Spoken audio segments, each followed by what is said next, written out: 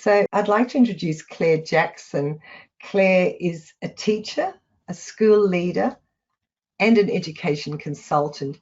And Claire provides support for students with disability and builds the capacity of teachers and teacher assistants to make educational adjustments to support the inclusion of students with diverse needs. Claire has over 30 years experience working in mainstream and special school settings in Australia and the UK, and has authored professional learning materials and digital resources in Australia.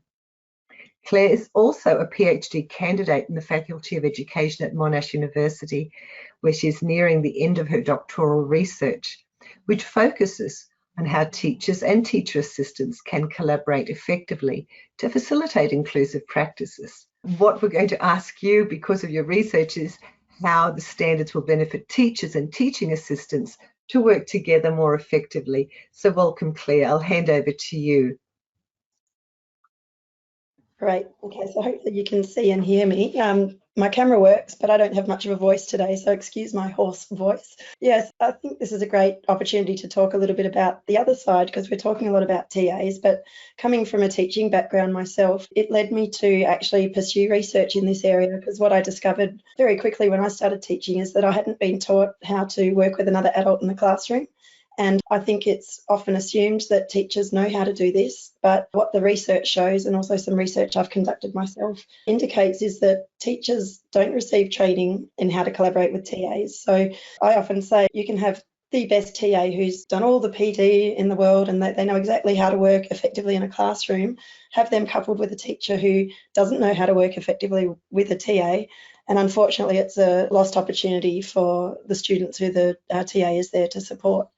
So I thought I'd approach this looking at two types of teachers who work with TAs. Myself, I've worked as a classroom teacher, but also as the learning diversity leader. So that's the person who's overseeing inclusion in a school, or often it's called a learning support coordinator. So in those two different roles, I work quite differently with TAs. And so I think it's really helpful to consider how the standards might benefit both classroom teachers, but also people in leadership roles in schools who are interacting regularly with TAs. So when you look at classroom teachers, the thing that the literature is overwhelmingly indicating, and also some research I did at the end of last year, it's showing that roughly, well, in Australia, from a sample from my research, 90% of teachers haven't received any training in how to work with a TA. That means they don't know how to collaborate with them, and they're not sure what the most effective way is to work together in the classroom.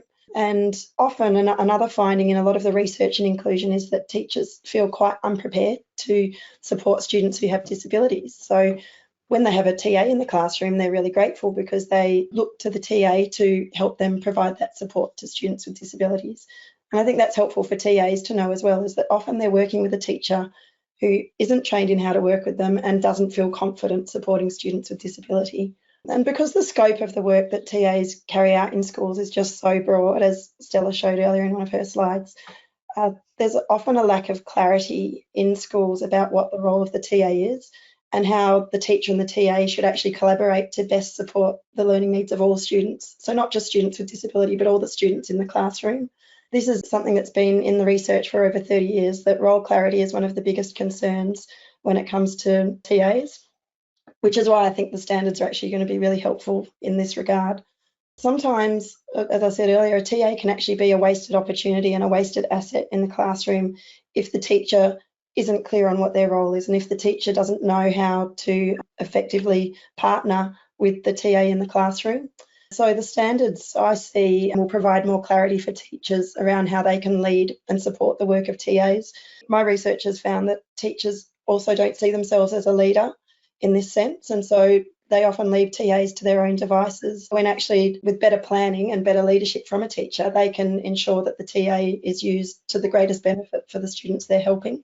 Also, I think for classroom teachers, the standards might be useful in initial teacher education. So that's when teachers are in university training to be a teacher, because it would help them to learn about the role of the TA. And as I said earlier, this isn't covered currently in teacher training, and it's not actually even mentioned in teacher standards that teachers should know how to work with support staff.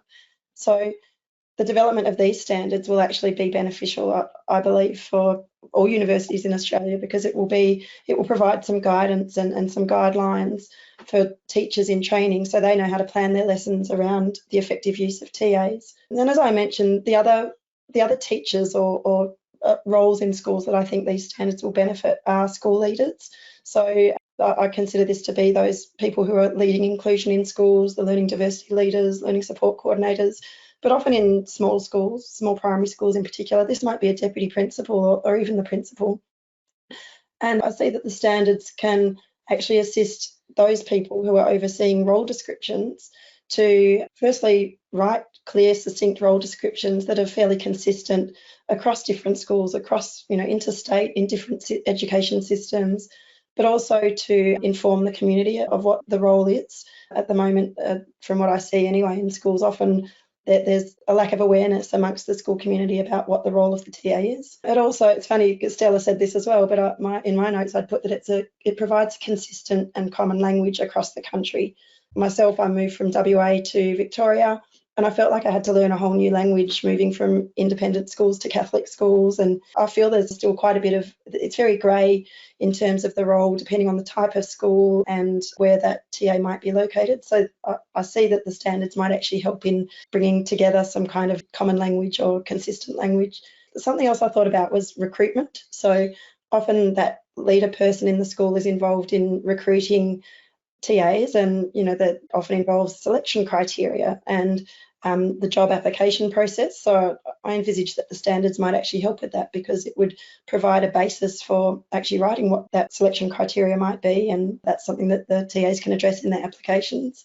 And also in interviews, it could be used for creating targeted interview questions about the standards that TAs might be able to address when they're being interviewed for a role. And then that helps the school determine the suitability for the role, that particular role in that school. And the last thing I was thinking of was the annual review processes, and Stella touched on this as well. But the school I was working in, developing this process a few years ago, and there wasn't really much to guide it, because this is quite well established in schools for teachers, but not so much, I find, for TAs. So we know that TAs would benefit from receiving feedback on their professional practice through constructive feedback. Often it's the learning diversity leader who's facilitating that process. So the standards would help with goal setting and also reviewing performance and as was mentioned earlier, finding gaps that might need to be focused on through those career stages for a TA. So I'll leave it there, but yes, there's some of my insights based on my work in schools, but also some of the research I've been conducting to do with the way teachers work with TAs.